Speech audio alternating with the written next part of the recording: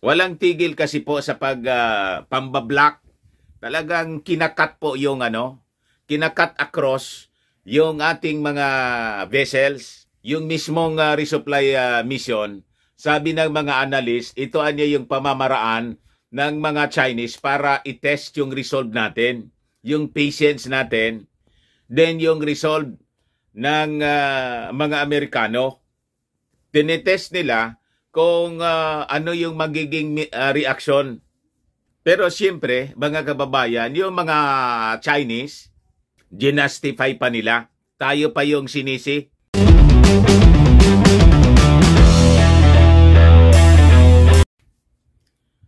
Binangga na mga kababayan yung resupply mission natin sa Ayungin Shoal ng mga barkada ni Maudigs, ng mga Chinese. Ayan ang mga balita ngayon, mga kababayan. Headlines na mga balita, Chinese ships bump Philippine vessels. Hindi lang yung resupply mission mismo, pati yung Coast Guard natin. US, Canada, AU condemn China for collisions. Tinitest mga kababayan yung ating patience and resolve ng Amerika na sumaklolo po sa atin. Ayan po, China ships hit Philippine boats on resupply mission in West Philippine Sea. Matindi mga kababayan. Tinaon pa na yung ating Pangulong Bongbong Marcos nandun sa Saudi Arabia for the ASEAN ASEAN Gulf State Summit. Si Inday anya Mr. Maravillas na naiwan dito. Kumusta? Si Inday po nasa tuktok uli ng bundok. Bumalik po sa pag-akyat ng bundok. Mount Apo naman. Excited na sa vlog. Sara Duterte dares bato de la Rosa to climb Mount Apo. Yung mga senador, mga kababayan, nagkakagulo na ngayon sa pagpapaabot ng condemnation. Reactions dito sa sadya na binangga mga kababayan ng mga Chinese ng China Coast Guard, yung ating Philippine Resupply Mission. Si Inday po, nasa Mount Apo. Bumalik. Nag-enjoy sa akyat sa bundok. Wala man lang reaction po. Yung kaalyadong senador, si Bato, sabi rito, ready to climb. Bato de la Rosa accepts Sara Duterte's love Mount Apo challenge. Talaga niya, Mr. Maravillas, tama yata yung mga analysis mo na nasapian na ni Lenlen. Nasapian ng espiritu ni Lenlen bakit naman niya, Mr. Maravillas, sumapi? Buhay pa naman si Lenlen. Umiwalay sandali siguro. Sumapi kay Inday. But anyway, mga kababayan, before kong ibigay sa inyo yung full story, click subscribe muna dito sa ating YouTube channel and hit the notification bell para lagi kayong updated po sa mga kaganapan dito sa ating bansa. At like and share na rin po ninyo ng ating video. At huwag na rin po ninyo na skip yung ating mga commercial ads para tuloy-tuloy lang ang pag-unlad ng Bagong Pilipinas. At saka salamat pala muna sa aming bisita doon sa grand launching ng Colossal Fitness Gym. Si Madam Assistant Secretary ng DILG, Honorable Elizabeth N. Lopez de Leon, saka kay Miss Janelle Fraina, yung first Filipino Grandmaster champion, chess Grandmaster, sa for gracing our occasion sa ribbon cutting. Ayan po mga kababayan, katabi ni Kuya, ito si Janelle Fraina, yung champion. Ito si Madam Asek, si Gilon, saka si Queenie. So maraming salamat po sa inyo. At maraming salamat doon sa aming mga bisita. Marami yung dumalo. At saka yung mga ito yung anak kong arkitekto, si John Rees. Yung mga pulis, ito yung mga pagkain. Maraming nag-secure na pulis. Ito, sino kaya to? Si Vice Governor po. Vice Governor Glenda Ong Bungao. Maraming salamat sa pagpunta. So yan po mga kababayan, yung aming okasyon. Pati bata na inganyo na mag-gym. Ayan po. Yung mga magaganda naming bisita. Yan, Colossal Fitness Gym. Di ba? Ayan. Ang daming nainganyo na mag-gym. Yan aming Vice Governor na maganda. Vice Governor Glenda Ong Bungao. Si Kuya sa kanyang opening remarks. Picture-picture, mga kababayan. Picture-picture with our guest. Ito yung actual ribbon cutting, mga kababayan. Di ba? Napakasaya at napakaraming tao. Ako kasi busy sa pag-cover. Ito ako, live siya. Yung Master on Public Administration na host namin po, si Floyd Medina. Ayan po ako. Nakatingala. Yan ang magandang ASEC ng DILG. Si ASEC Elizabeth N. Lopez de Leon. With the champion Janelle Fraina. Ito si Janelle. Si Mrs. with Kuya and the Vice Governor. And with Queenie. Di ba? Si Queenie, barkada niya si si Vice Gov. Picture with the family. Yan. Mga dati kong kasama, si Julius ito at saka si Champ. Ito yung nag-message si Janelle. Ito yung closing remarks ko po. Di ba? Yung mga kaibigan natin, ito yung pinadala ni Congressman Joey, kanang kamay ni Congressman Joey Salceda, si Peter Indang Encisa. Ito yung picture namin habang nag-lunch muna before ng event sa Oriental Hotel overlooking Mayon Volcano and Legazpi City. Pinasyal din namin sa mga tourist destination si ASEC. Ito yung Daraga Church. Di ba? Ang gaganda. Ito yung Mayon Volcano. Pumasok muna kasi si ASEC sa church para manalangin. Nadat na namin, may kasalan pala. Ito naman po sa likod namin yung Kagsawa Ruins siya.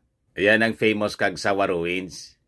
Ayan po, mga kababayan, Kagsawa Ruins, pinunta namin. Ito yung Nuestra Señora de Salvación Shrine dito. Pinasyal din namin nung gabi sa Boulevard, Legazpi City Boulevard.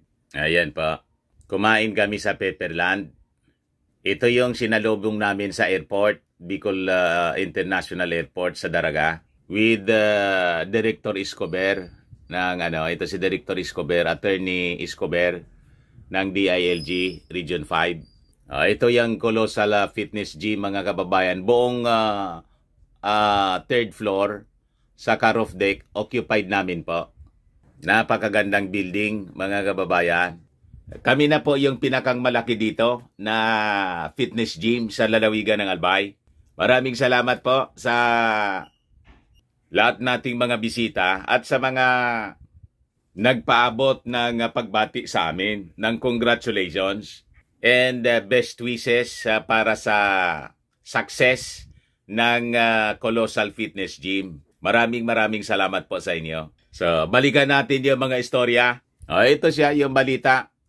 Yung update. 2 Chinese Coast Guard vessels collided with Philippine Coast Guard ship and a resupply boat en route to Ayungin Shoal in its separate incidents kahapon lang po that further stoke tensions in already volatile West Philippine Sea. Kinundina na po ng ating mga allied countries, yung European Union, yung Amerika, ang patuloy na pambubuli, mga kababayan sa atin, ng mga barkada ni Maudigs. So sabi rito sa balita, the National Task Force for the West Philippine Sea reported that the first incident happened at 6:04 a.m. involved UNISA May 2, a chartered boat carrying supplies to Philippine soldiers stationed doon po sa Ayungin Shoal. Ang involved po yung Chinese Coast Guard vessel 5203. The dangerous blocking maneuvers of China Coast Guard vessel 5203 caused it to collide with a boat about 25 kilometers from the atoll. Walang tigil kasi po sa pambablock. Talagang kinakat po yung kinakat across yung ating mga vessels, yung mismong resupply mission. Sabi ng mga analyst, ito anya yung pamamaraan ng mga Chinese para i-test yung resolve natin, yung patience natin, then yung resolve ng mga Amerikano. Tinetest nila kung ano yung magiging reaction. Pero siyempre, mga kababayan, yung mga Chinese, ginastify pa nila. Tayo pa yung sinisi. Sabi rito, China's Foreign Ministry, however, said the slight collision, slight daw lang po, happened after the resupply boat ignored anya multiple warnings and deliberately passed through law enforcement in an unprofessional and dangerous manner. Unang-una mga kababayan, yung Ayungin Shoal, territory natin, as stated po doon sa desisyon ng UNCLOS. So, we have all the rights, mga kababayan, na maglayag doon. Sila yung walang karapatan. So, malinaw na sila ang nananadya. Deliberate yung kanilang ginagawa. Unang-una, yung pagpasok nila illegal. So, intentional, mga kababayan, yung kanilang ginawa na banggain. Kaya tama yung mga analysis po ng ating mga experts. So, sabi dyan, in the other incident, the port side of PCG ship 4409 escorting the boat was bumped by what the task force described as a Chinese maritime militia vessel. Ayan po, mga kababayan, no? Ang ginagawa nila, talagang hinaharangan po. Kinakat yung way. Siyempre po, babangga talaga. Buti na lang po, wala mang nasaktan sa ating mga crewmen. Pero despite that, hindi po tayo nagpasindak. Itinuloy pa rin po yung resupply mission. So sabi dyan, a second resupply boat was able to reach the grounded BRP Sierra Madre and successfully resupplied our troops and personnel stationed there, sabi ng task force. So sabi po rito, as China moves ever more confidently to assert its claims to sovereignty over the waters, officials and experts have warned of potential for collisions. Ito na anya talaga yung sinasabi namin. This is exactly anya the kind of event that can happen given the dangerous maneuvering, said J. Batumbakal, Director of the University of the Philippines Institute for Maritime Affairs and Law of the Sea. Batumbakal said the Chinese Coast Guard had deliberately hit the Philippine resupply vessel to see how Manila would respond and test the resolve of the Philippines' longtime ally, Washington. So tama yung ating mga analysis. Talagang tinitest nila, mga kababayan, kung paano mag-respond yung Amerika. So sabi ni Batumbakal, you don't accidentally hit another vessel out in the open ocean. The Philippine Navy deliberately grounded the World War II era BRP Sierra Madre on Ayungin Shoal in 1999 to check China's advances in the waters. Ngayon, nagpaabot na rin po mga kababayan ng kani-kanilang reactions yung ating mga senador. Ayan po. On Sunday, kahapon po, si Senate President Juan Miguel Zubiri condemned what he described as the latest abhorrent actions of China Coast Guard in the Chinese maritime militia against Philippine vessels. Nanawagan siya sa Chinese Coast Guard to respect human lives and abide by the United Nations Convention on the Law of the Sea. Wala po matagal na nilang ini-ignore yan. Hindi nila po yan kinikilala. Pinori din mga kababayan ni Zubiri yung ating Philippine Coast Guard, pati yung Armed Forces, for displaying courage and restraint in continuing their resupply missions despite the hostile and treacherous acts nitong China Coast Guard at yung mga Chinese militia. So sabi niya, as leader of the Senate, I will make sure that our troops will get sufficient funds under the 2024 national budget to bankroll the much-needed upgrade of their equipment. Kaya po, tama yung desisyon ng Kongreso, ng House leadership na inaway ni Inday. At saka ng kanyang tatay nang magsumbong si Inday, hindi na po kinikibo si Martin. Binagbakan si Martin. Nang tanggalin mga kababayan, tama yung desisyon na tanggalin yung 650 million pesos na confidential funds para idagdag dito sa pondo ng ating mga national security agencies. Pero anya, Mr. Maravillas, nasaan si Inday habang yung ating Pangulong Bongbong Marcos nasa pagtrabaho doon sa ASEAN Gulf State Summit? Umakyat po ng Mount Apo. Talaga niyan ni Mr. Maravillas, delikado kung siya yung maging Pangulo. Walang pakipo. Para talaga pong na-influensya ni nanay. Naging lutang. Ayan po, nagpapapicture-picture sa tuktok ng Mount Apo. Excited na daw sa vlog. Sara Duterte dares Bato de la Rosa to climb Mount Apo. Kita ninyo mga kababayan. Magkasundo po sila ni Bato. Senator Bato, sabi niya, in a Facebook post, Duterte invited de la Rosa to take the Love Mount Apo Challenge in support the mountain clean up. Napalayo po sa trabaho siya, si Inday. Si Inday po, Vice President, pagkatapos DepEd Secretary. Yung achievement niya, mga kababayan, na nagawa, ang nagagawa pa lang 1.5 years na sa trabaho niya, yung pagtanggal, yung clean up po ng mga classrooms, yung dating ginagawa, brigada eskwela, at yung pagtanggal ng mga nakadikit na mga visual aids.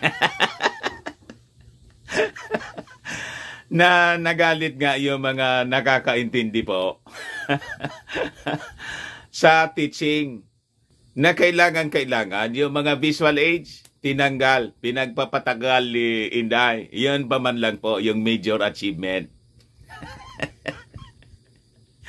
ni Inday. And afterwards, ito na yung mga pinagagawa niya. Nasa tourism na siya. Wala sa para talagang silinlin. Wala sa focus ng trabaho niya. Una, umakyat sa Osmeña Peak to promote tourism. Ngayon naman po, sa Mount Apo, inagawa ng trabaho si si Frasco, yung anak ni Gobguen. Ang dapat na umakyat ng Osmeña Peak at saka dyan sa Mount Apo, si Frasco, si Inday po ang nagpo-promote na ngayon. Tinake over yung tourism. Tapos yung DepEd and the Office of the Vice President, wala mang mandato sa national security, gusto pang agawa ng trabaho. Yung DND,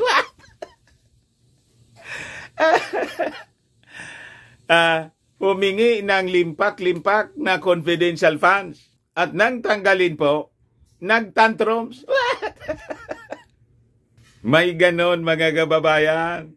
Wala sa hulog po. Inamon ko si Senator Bato na sumali sa Love Mount Apo Hike at mag-ambag din sa paglinis ng mga trails.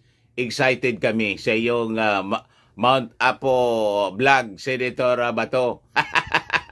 Nakita na ninyo, mga kababayan? Sablay! Sabi niya rito, kamakailan na pag-usapan namin ni Senator Bato naakyatin ang Mount Apo ngayong darating na holiday sa Ondas. Pero dahil sa nagbago ko na schedule, nasabi ko na sa Luzon na lang kami mag-tandem hike sa susunod na walang pasok. Ngayon, palibasa minyo ni Maudig si Bato, mga kababayan, kinol ni Bato yung challenge ni Inday. Pinatulan niya, ready to climb. Bato de la Rosa accepts Sara Duterte's Love Mount Apo Challenge. What? Parehas lutang, mga kababayan. Sabi niya, yes ma'am, BP Inday, Sara, I am honored to accept your challenge. In fact, ma'am, it is good that our planned Mount Apo expedition this month was nixed due to the conflict of schedule, but actually it was just timely since I injured my left partial may injury daw siya. Pero I accept your challenge na umakyat ng bundok. Ganon, mga kababayan ko. Talaga Mr. Maravillas, tama yung kasabihan na birds of the same feather flock together. Tama po. Probinsya. Yun man lang, mga kababayan. Sa susunod na mga araw, tingnan natin mga susunod na oras. Alamin natin kung ano yung magiging pahayag ng ating Pangulong Bongbong Marcos with this fresh bullying at nagiging mas seryoso po. Desidido yung ating desidido po yung China na talagang kamkamin yung ating territory, yung Ayungin Shoal na mismo kung saan nakaposisyon yung ating BRP Sierra Madre. Pero sabi nga natin, yung Amerika nag-react na rin po, yung Canada, pati yung European Union. Ayan po, mga kababayan. Sabi ni US Ambassador to the Philippines, Mary Kay Carlson, sa kanyang post sa Twitter, yung X, the China's latest disruption of a legal Philippine resupply mission to Ayungin Shoal put the lives of Filipino service members at risk.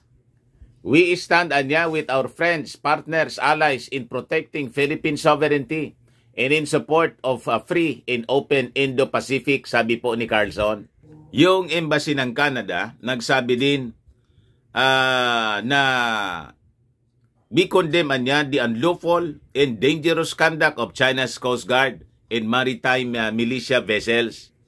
So sabi niya, the embassy said the Chinese Coast Guard action provoked 2 collisions with Philippine vessels engaged in routine operations inside the Philippine Exclusive Economic Zone in the vicinity of Ayungin Shoal. So nasa kampi sa atin po, mga kababayan. Yung ang maganda doon.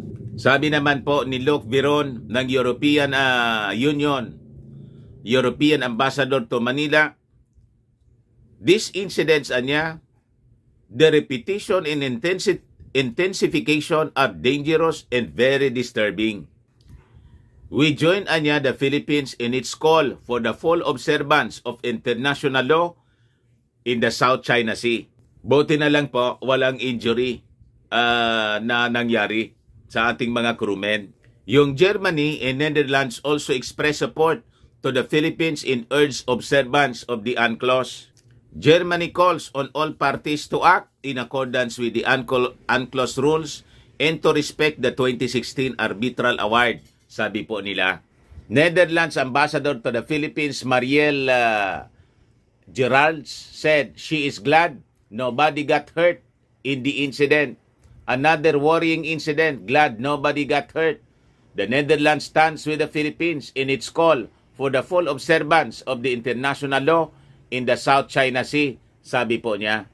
So, yung tinitest po ng China, kung i-invoke ng Amerika at saka ng Pilipinas yung Mutual Defense Treaty. Kaya ginagawa nila ito, mga kababayan. So, yun ang magiging sentro ng mga discussion ng ating mga experts.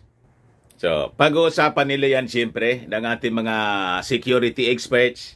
kung yung ginawang ito ng China would trigger the Mutual Defense Treaty.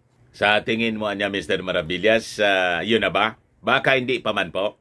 Kung may pasabugi na siguro po na vessel natin, may rocket attack na po, ayun na ang simula po niyan. Pero ito ganito mga insidente po, baka hindi pa man po.